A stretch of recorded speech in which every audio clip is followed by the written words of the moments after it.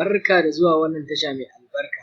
Yau ma kamar kullum mun zo muku da wani sabon bidiyo da zai nuna muku hanyar da mutum zai samu kuɗi a yanar gizo. Ku biyo mu domin ganin wannan hanya.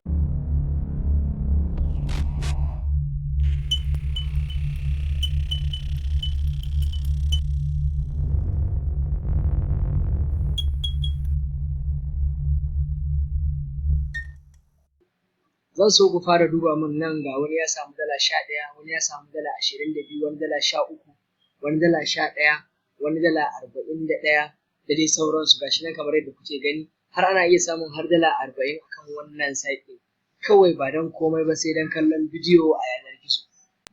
Wannan shine sabon website da muka kawo muku a wannan sati domin ku ga yadda mutum zai samu kuɗi.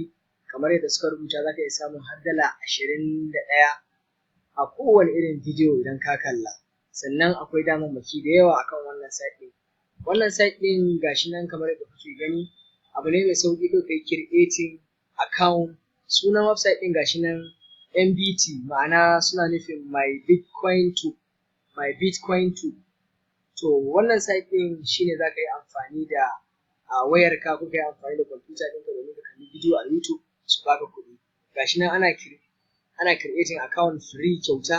Sannan idan mutum yana buƙata, dama aikin kamfanin nan ba wani aiki suke yi ba, sai idan mutum yana buƙatar a tallata masa bidiyonsa, a kawo shi kan wannan kamfanin saboda mutane su kalla a biya su, sai ka zo ka creating ɗin bidiyo sai ka kawo nan gurin sai ka biya su, sai su ɗaura ma tallansa a samu masu kallo sai a biya su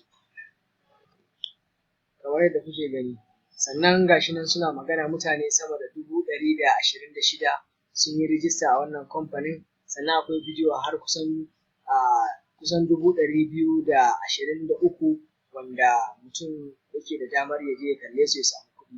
Sannan suna biyan kuɗi ne a Bitcoin. Ina fata an san Bitcoin. Bitcoin wani kuɗi ne ko in ce wani currency ne wanda ake amfani da shi a online. In baka da Bitcoin account, kuna iya mana comment, za mu yi bidiyo akan yadda ake creating din Bitcoin account. Gashi nan kamar yadda kuke gani, za ka iya samun kuɗi har dala 210 a kowane bidiyo ɗaya da bai wuce minti 60 ba in ka kalla. Kai, gaskiya akwai abin mamaki. Sannan suna da standard members ɗinsu wanda suke ba su ayyuka. Sannan baka da matsala na wani abu, kawai abin da ake bukata ka yi receiving ɗin ticket ɗinsu, ka je ka kalli bidiyo a baka kuɗinka. Don haka gaskiya wannan website ɗin yana da matuƙar fa'ida, wanda mutum idan yana buƙatar ya buɗe account da su baya da buƙatar ɓata lokaci. Gashi nan kamar da na gaya muku, ga nan sunan account ɗin, sunan company ɗin gashi nan my Bitcoin. To wannan company su aikinsu za su ɗauki, kamar yadda na yi muku bayani, za su ɗauki bidiyo ɗin mutum ne wanda yake so ya ɗaga YouTube ɗinsa a san shi, yana son YouTube ɗinsa ya yi girma, to sai ya ɗaura videos ɗinsa akan wannan company. Su kuma wannan company ya su ɗauki nauyin yaɗa wannan bidiyo ɗin, su ringa raba rabanon da aka ba su da wanda za su kalla. Don haka akwai damammaki da yawa a cikin wannan site ɗin.